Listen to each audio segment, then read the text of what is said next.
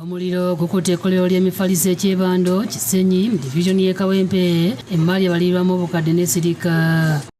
Ekkolero erikutte omuliro lisangibwa mu kifo ekimanyiddwa nga Juba mu Mbaawo Mutula Road e Bwaise era nga likola enfaliso egimanyiddwa nga Madiba Form nga gibalirwamu obukadde n'obukadde bw'ensimbi gisirise. Abasuubuzi b'embaawo nabo bakoseddwa mu njega eno. Nze nsala Mbaawo naye mukyala wange akolera wano nakamugulira firiji $2.5 iyo yayidde naye nga neyiya bweyiya ng'omuvubuka.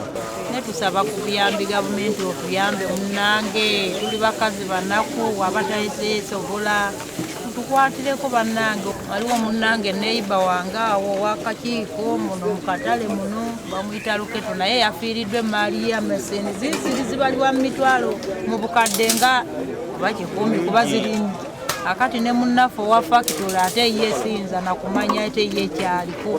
Ekivuddeko omuliro guno n'okutuusa kati kitankanibwa.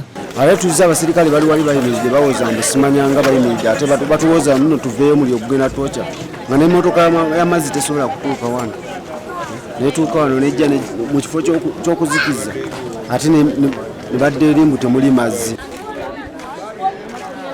Download the app on App Store or Google Play Store now.